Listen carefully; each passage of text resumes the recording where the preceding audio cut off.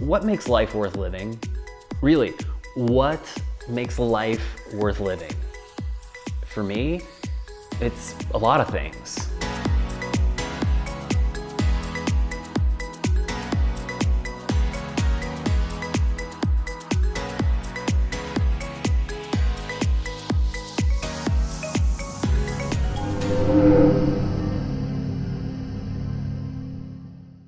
But 2020 took so much of that away, like it did for all of us.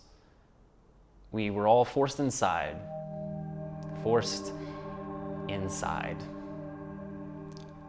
A lot of times, it was just me and my thoughts.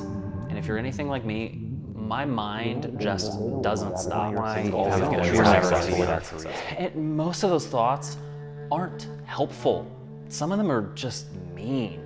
And there are thoughts that pull me into the past, remembering something and wanting that to be true again right now. Or I'm thinking about the future, I'm worried about something. There's this anxiety about, well, what if, and what if, and what, and rarely are my thoughts pulling me right here, in the present.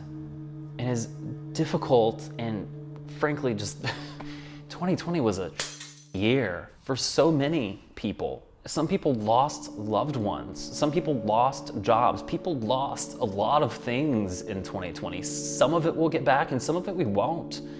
But when I could stay present, 2020 also brought me an amazing gift that is already having a profound impact on my life. It's this: you can never become happy. You can never become happy. You can only be happy. I think I started to learn that about 1.5 years ago in a very weird place. I had no idea how hot it would be in the porta potty.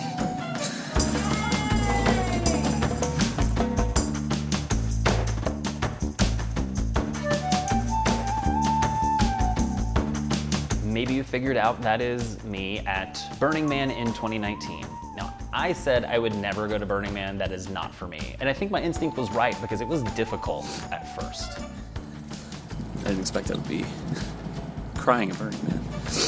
But once I got through some of the initial discomfort, I started to realize that this was a place full of never-ending surprises. There were fireworks when you didn't expect it. There's art everywhere. There's beautiful art. There's strange art. There's performances.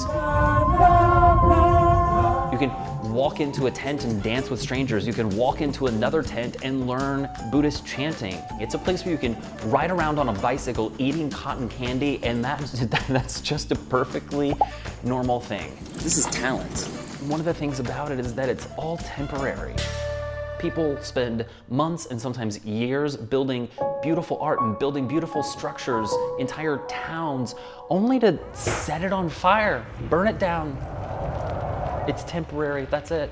If you didn't appreciate it, if you didn't experience it when it was there, that's it. It was this very visceral lesson for me in being present. Because if I'm caught in my mind up here, then I'm missing these amazing experiences. I'm missing life. And what I'm describing is mindfulness. I started to learn it a few years earlier without realizing it, when I would have sessions with my therapist of a couple of years. His name's Chris. Just trying to bring awareness to the current moment. What's going on in your body. I mean, often, like if somebody comes in with anxiety symptoms, and when I ask something like, well, where does the anxiety show up in your body? That sometimes is a whole nother way to think about anxiety. Like, oh, it's in my chest. I feel my chest vibrating in a certain way.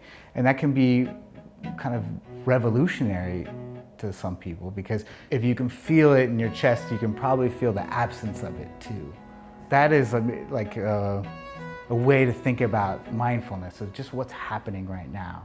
I mean, this practice has been helping humanity deal with our existence for thousands of years.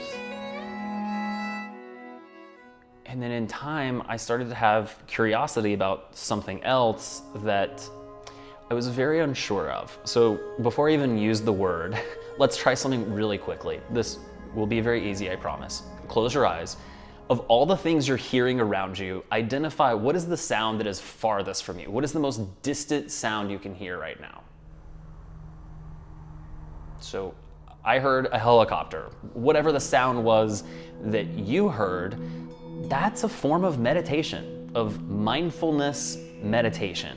And I didn't even want to say the word meditation because so many people, I think, have the wrong idea about it. I had the wrong idea about it. But then, thanks to someone who, I listened to a lot of her guided meditations on my phone. They are free. She's one of the, I think, most respected meditation teachers anywhere. Her name is Tara Brach, and I had the chance to talk with her about meditation. You know, most people tell me, I'm not cut out for meditation. My mind's really busy.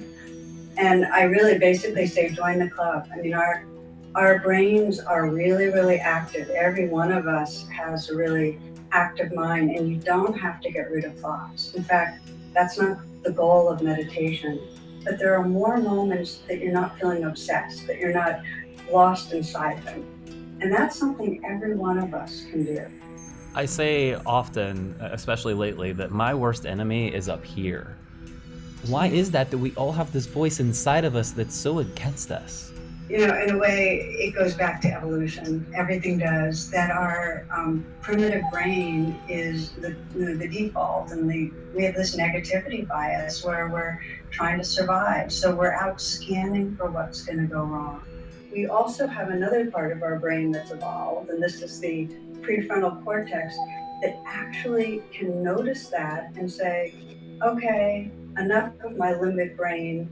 I want to live from a bigger place. And actually what meditation does, and this is back to the research, and this is so interesting to me, is it actually shows how when we're paying attention on purpose, it activates the more recently evolved part of our brain, which means we have more access not just to mindfulness, which is noticing what's right here going on, but we also have more access to compassion. We actually become kinder.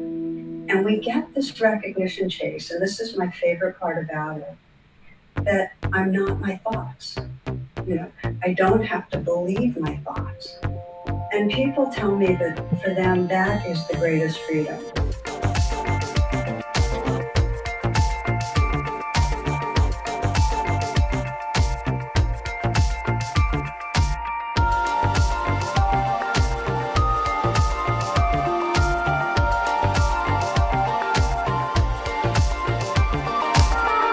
Pause real quick just to acknowledge how thankful I am that I recently had the opportunity to hike and meditate in some beautiful places across the West.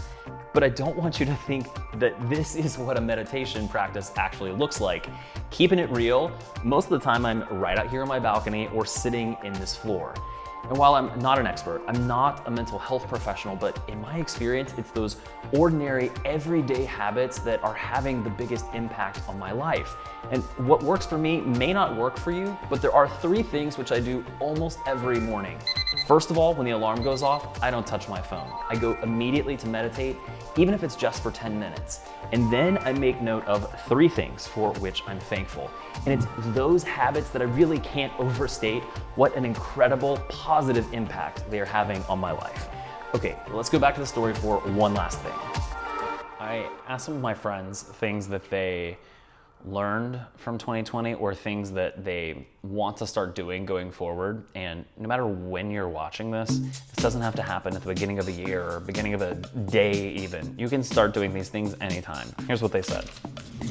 Live in the moment, revel in the constant change, find the humor, talk to strangers. How about just smile at a stranger? Man, I'm still learning this. Time enjoying yourself is not wasted. Also still learning this, but it only matters what I think of myself. In other words, what other people think about me is none of my business. Enjoy the unexpected, join the party. And this one is my favorite one because if you really think about it, there are parties happening all the time in life, not just literal parties, but the party, the excitement of the moment that we miss so often because we're up here. So get out of there and join the party.